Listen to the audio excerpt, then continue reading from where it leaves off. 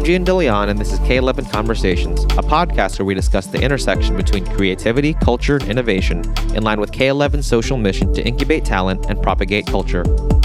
On today's episode, I'm speaking with Carl Pei, founder of one of today's most exciting tech brands, Nothing.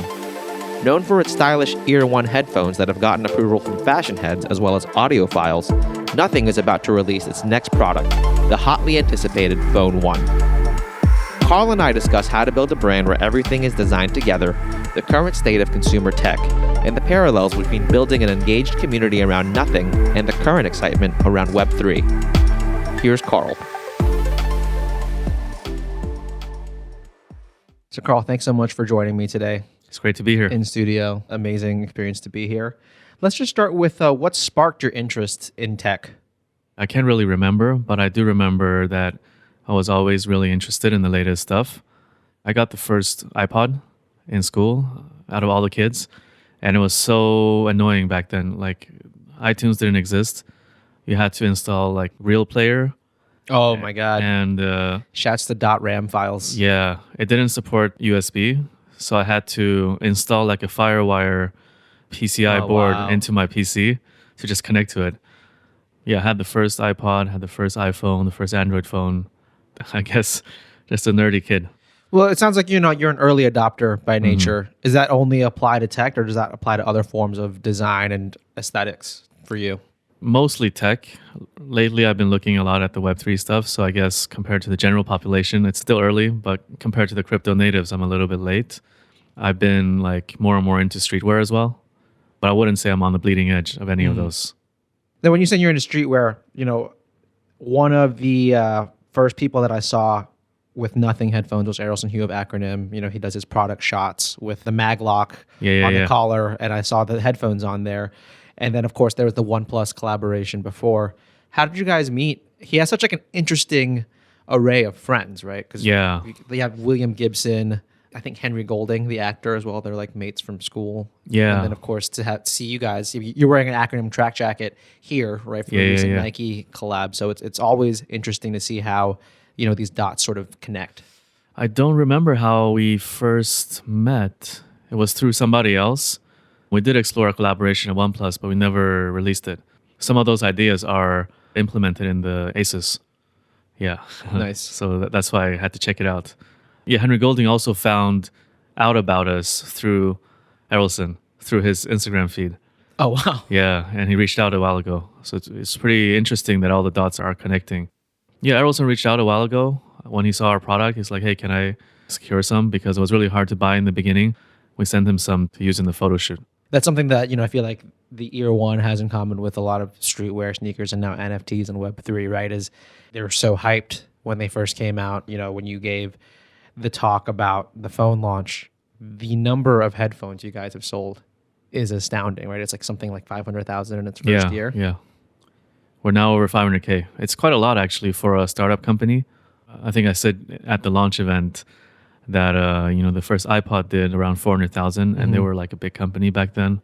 So we're really grateful that the market has kind of embraced our company and our product in the way it has. So leading up to Nothing, tell me a bit about your time at Nokia first and how you ended up there and any learnings you learned at the company. Yeah, I guess I was just a really annoying kid. Like technology. My uncle worked at Nokia. I was like, hey, can you pull some strings? Get me an internship. So yeah, I worked with marketing and product. In hindsight, I probably would have been really annoyed if a kid like that showed up next to me. Just gave suggestions like, hey, why didn't you do this way? And just asking a lot of questions, Spend a summer there. Yeah, that's about it. But I feel like those are the types of kids now that we need more of those voices. That sort of natural enthusiasm for, well, why don't you try this? Right? Because I feel like that's part of the ethos of Nothing, right? And we'll get to that. Because I think one thing that stuck with me is you talked about how a lot of products now have gone from innovation to iteration. Yeah, it's quite boring. I think me and the team were all like quite disillusioned by how things are going in consumer tech and just by talking to consumers as well. Maybe that's why we resonated so well. Like recently, we did a community funding round, but taking a step back, it's pretty crazy. Like we've only made a pair of earbuds and people are investing to buy not the product, but to buy shares in the company. We made earbuds and we kind of shared some ideas about what's wrong with the industry and how do we want to change things. So I think our message or our observations are definitely striking a chord. Well, in some ways, that's indicative of today's modern consumer, right? Where it's not just about the product. When they buy something, they're buying into something, rather. They're buying into the brand, they're buying into what the product represents. And we'll get to like how the brand, the product, and the software have been all designed in tandem very intentionally. How does that draw people into the world that you've created? I'm really inspired by Tesla. I think they're really trying to make the world a better place and trying to accelerate mankind's adoption of renewable energy. And I think they genuinely want to do that. So releasing a car is just, one step on the way of doing so. Making their patents available for other car manufacturers to use also helps them on that mission. I think that's the type of company that's interesting to build, but also interesting for consumers or communities to form around. Like, you don't want to be a fan of a company that just wants to make some money on a product that's good quality and cheap. Really inspired by Tesla, and that you should have a grander vision on how your participation in the industry will change things for the better. And we try to take that learning with us when we build nothing or are building nothing. Obviously, Elon Musk has a cult of personality, and so does Steve Jobs and Jony Ive at Apple. You're stepping into this sort of paradigm, right? There was a podcast recently, an Android podcast, that posited you as the next Steve Jobs. I'm wondering, what's your take on that and the idea of someone like yourself, the founder, becoming intertwined with the brand moving forward? I responded to them on Twitter. I said, I'm no Steve Jobs, just trying to do my thing. I think every period of history has great people. I think everyone is different. I think I'm quite different from those you mentioned. And we just started. Right. We're on the very, very beginning of our journey. So I don't know if we're going to be able to step in those kind of shoes, but we're going to try our best. And the reason I talked about that is not to make any sort of comparison, but to talk about how you talked about Tesla. For me, the fact that Elon Musk can not only have Tesla, but be such a brand where he can sell flamethrowers to fund tunnels. Yeah. It's kind of crazy. That's amazing. I think for me, I'll do whatever I need to do to have the company take off. But long term, I don't think it's something I want to do to be like a popular spokesperson. Rather, I think if the company works even better without me doing that, it's a much stronger company.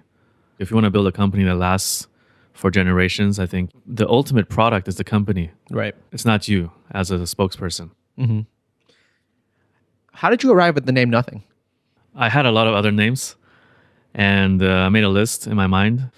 There was a period of time where I was back in Stockholm and taking a lot of long walks with my sister. Actually, I tried to get her to jog with me, but yeah, it's hard to get her to jog. So it became long walks. We started talking about naming for my next company. Every name that I mentioned was cringe to her. So eventually I just got upset and was like, hey, I'm just going to call it Nothing. I don't want to keep brainstorming. She's like, yeah, Nothing. That's really cool. Please call it Nothing. That's how we got to the name. But I think in hindsight, the reason why we chose it is because it's really funny, easy to remember, but also says something about the future that we're looking to build. If technology is so easy to use, then it kind of fades away. Like the light bulb that we use every day, we don't think about it. It's such an ingrained and natural part of our lives. Right. So we hope to build tech products that are also like very intuitive to use, simple to use, and eventually fade away. It's funny too, because in some ways, Nothing products are the answer to what to get for the person who has everything, right? How do you create something like an earphone, but make it so covetable? Not because it's sold out, but because of the design and things that are built into it that it becomes desirable. And so I want to talk about the smartphone, because you just mentioned how Nothing was sort of brilliant and how tech should be accessible by the masses. And to me, there's nothing more luxurious than the cracked iPhone, right? And so how would you like to revolutionize a smartphone medium, and where did you start to see the opportunity? Was it at your time at OnePlus? No, actually, after leaving OnePlus, I didn't really know what to do for a while. I thought I was going to take a long vacation, at least half a year. I traveled to Greece. I traveled to Italy, South Italy, one of my favorite locations, but it got boring very quickly. Every day was the same, super good weather and great food and beautiful hotel rooms. And like after 2 weeks, I was like, I can't do this every day.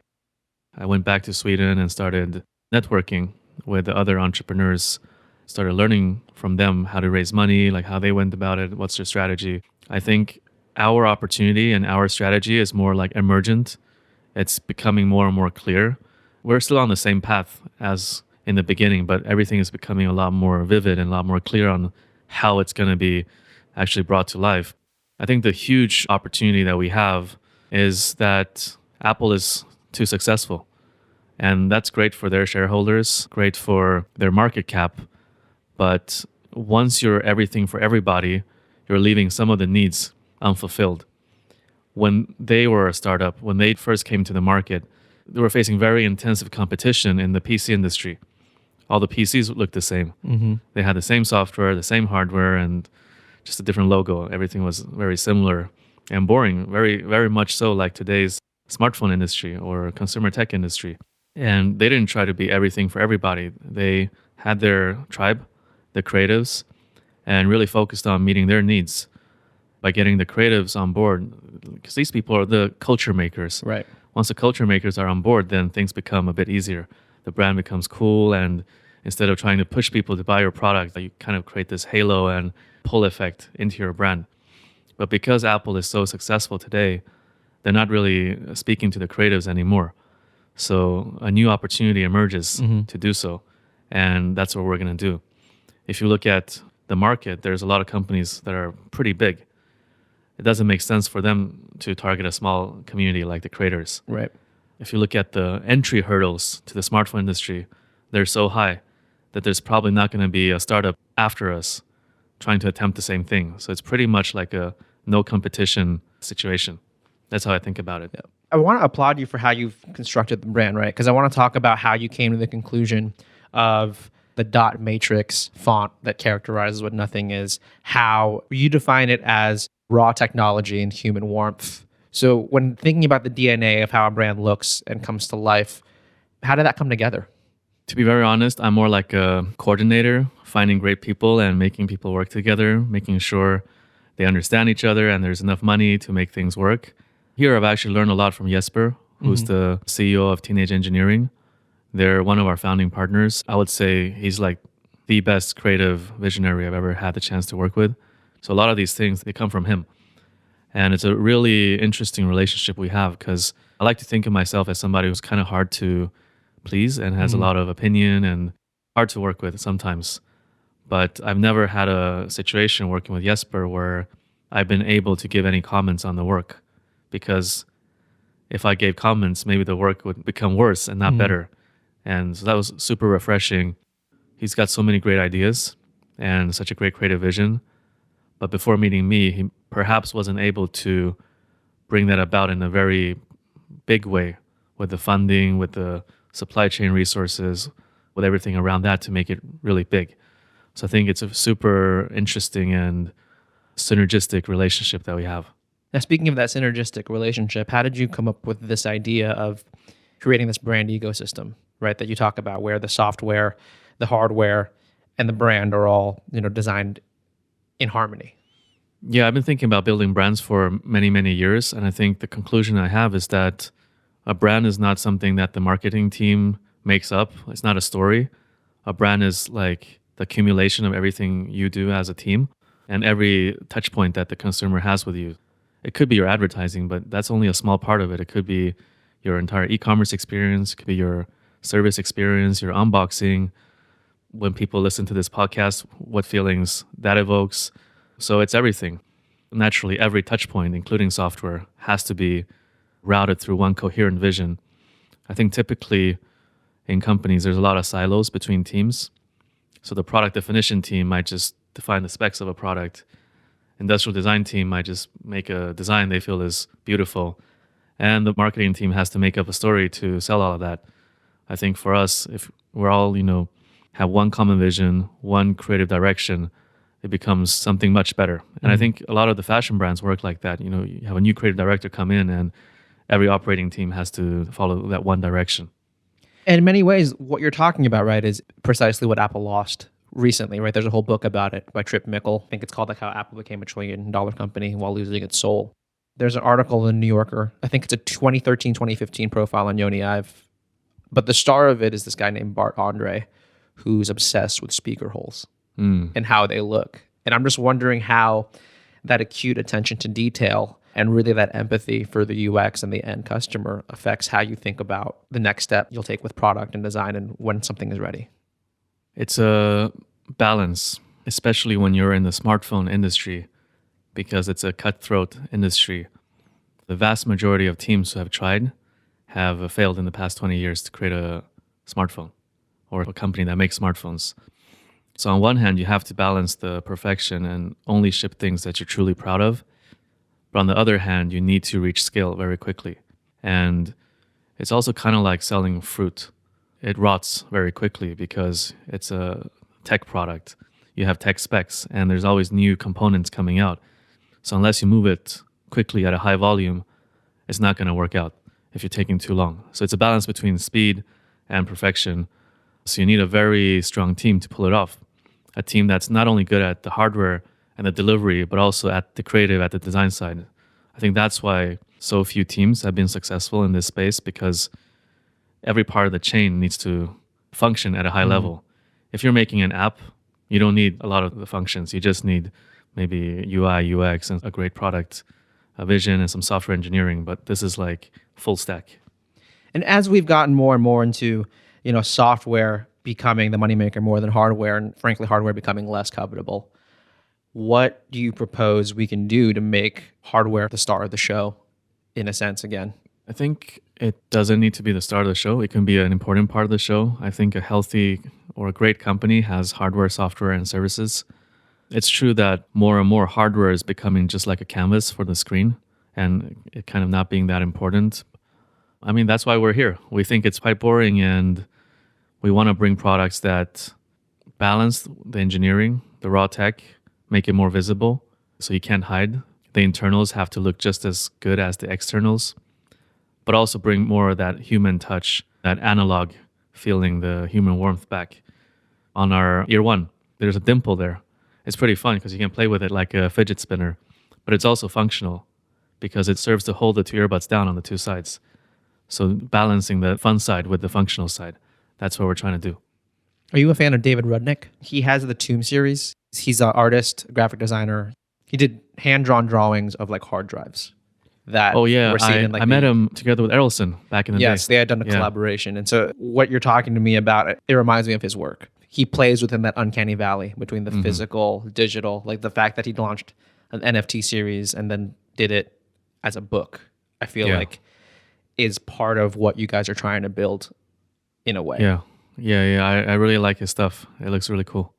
When I see things like the dot matrix and that part of branding, and I think recently when you talked about the sound design in the phone one, channeling everything from Morse code, oscillators, how does that interplay between like the past and the present sort of define the future for you? We like to take inspiration in the past because we want to find expressions that are more timeless.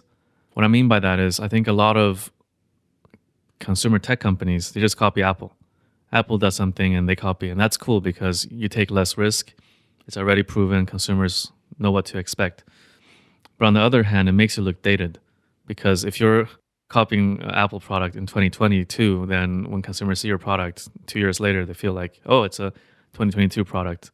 So we want to take inspiration from the past. Like we looked a lot, I don't know if I'm pronouncing the name right, but Pierre Cardin, French designer, his clothing still looks kind of modern today. You could kind of wear it today. It's a bit off, but still modern. It's hard to place him in any period of time. So we had the insight that we have to get away from the Apple design language if we want to create more timeless products, not just like physical design, but also sound design and feature design. There was a vibe when you watched like the video for The Truth. There's like that segment that's very like retro futuristic. And I just wanted to know more about the kind of cautious optimism displayed in there, right? If you watch that video before the launch and your intro, there's this dark layer of this protagonist not quite fitting into this utopia. And there's sort of like this dystopian layer to it. So what was the story you guys were talking about there? Because it seems like it's talking about creating a system but not feeling quite comfortable within this predetermined system. Yeah, I think that was us trying to explain the current world as it is, as we see it. There's a perfect kind of almost utopia world run by Apple. Everything works quite well. Everything is beautiful, but there are some problems. For instance, we had the scene where everybody was playing some game and it was all blue, and somebody green tried to come in and didn't work, or every product looking the same, or things being kind of top down and not taking community input. I think these are all things that we can contribute in changing. Like, for instance, why is iMessage a thing? Right. Why can't it be a thing from a legal perspective? It's building unnecessary moat, I think. In some countries, especially Western countries, young kids are feeling social pressure to conform to the blue bubble. If you don't have it, then you're not ostracized. Cool, right? Yeah. Who's ruining the group chat? Exactly. I also believe that because of where we are in history, the internet has developed so tremendously. There's really smart people in all corners of the world. In the past, they might have been in Silicon Valley, but now you can, even if you're on an island somewhere, you can still access MIT Open Course. If you're interested in something, you can become an expert on the internet. So why can't we work with our community in creating these great products and experiences and not just do the top-down model like everybody else? Well, from the jump, you're quick to address that your products, in a sense, are designed for the real world, in that they're designed to play well with others, right?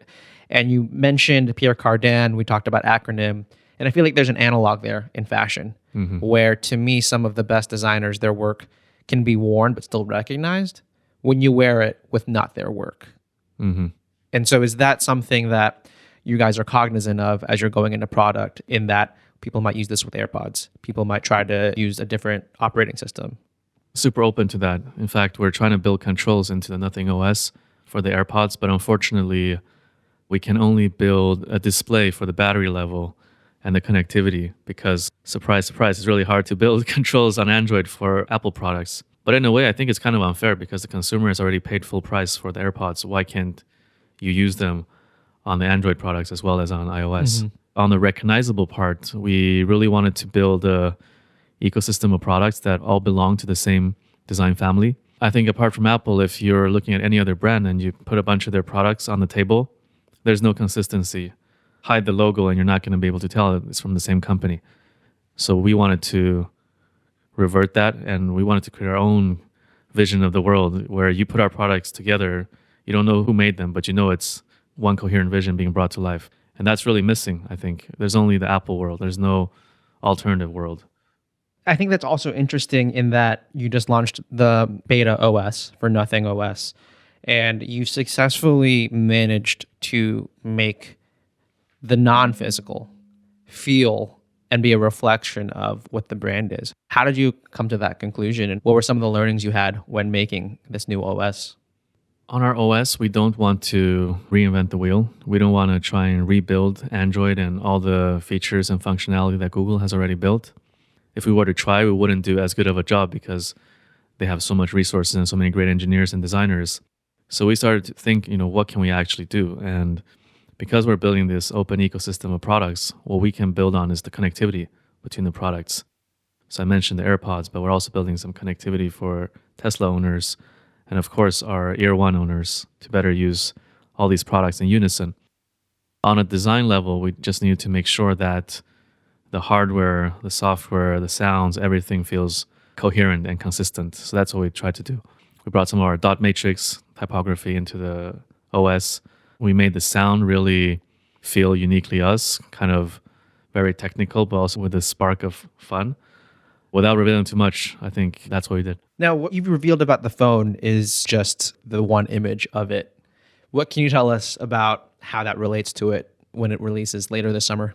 We just dropped a teaser the other day where I think you're referring to the strips, the Correct. white strips. Yeah. And we dropped a teaser the other day where a ringtone was in sync with the lights. So that's another detail. It's on our Instagram, so you can take a look when you have time. Absolutely. We were talking about Web3 earlier and how, obviously you've got a Punks as your Twitter avatar right now. What do you think Nothing's place will be in the new Web3 ecosystem? And how have you sort of discovered a different side of yourself in Web3? I think Web3 is super early, and most people in Web3 are just speculating. I think a good analogy is Amazon and the internet, or Web 1. Amazon never said, hey, we're a Web 1 company. Instead, they leveraged the internet to give people better selection and better pricing for books to start with. I think a lot of teams today in Web3, they think about Web3 as an ends to itself. Hey, we're a Web3 company. But that's meaningless to most consumers. Like, what's the benefit? Amazon deliver better price, better selection. What are the better products or better experiences or better services we can deliver using some of these technologies? And if you look at the internet, like all these tech protocols and phrases, they fade away, right? So like you don't talk about, oh, this page uses JavaScript or this has like Ruby on Rails or any of that stuff. But today the Web3 conversation is still there. What are the protocols? What are the infrastructure things? Like who cares? Like from a consumer perspective, they don't really care and they don't understand and they're scared and there's a lot of scams and there's a lot of speculation. So I think our value is how do we leverage some of these technologies and create new meaningful experiences or new services that actually are beneficial to the consumer? How do you do community management? Well, that's the analogy I was going to make, right? Yeah. I feel like there's a parallel in the way that you've managed to activate the Nothing community. And then you look at the Discords and how many NFTs have wildly enthusiastic members about a trait. Yeah. Okay, cool. You're excited that your NFT has a wing that is a rare trait. But what is the value in it in the real world, right? What is the emotional connection other than the rarity or the commodification? And it's interesting to hear how you're already thinking about, well, how do you build on that connection in a way that is real and actually feels more futuristic than just rarity? Yeah, so we're already thinking about how to use some of these technologies, including NFT, to manage our community, to gate access to certain things, to give different perks to our users, and also to incentivize certain behaviors that are beneficial to the overall company and the overall community, like referring a friend or giving us great product feedback. How can we reward people and include people through these technologies? I think that's one part. But ultimately, if you think about the smartphone, it's actually the biggest platform in the world. 1.5 billion smartphones are sold every year. And even as a startup company like ours, we can quickly reach a couple million annual shipments in volume. And that's crazy distribution for some of the creators out there. So if we have this really cool distribution vehicle, how can we create a platform or different platforms with different types of creators to share their work with the world? I think that's kind of what we're thinking about. What can we offer the creators? What can we offer the consumer? And how do you make it easy to understand and intuitive?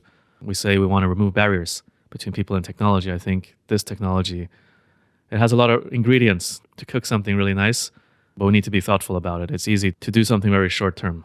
A lot of it is a one-way door. If you make a mistake, it's kind of hard to dial back.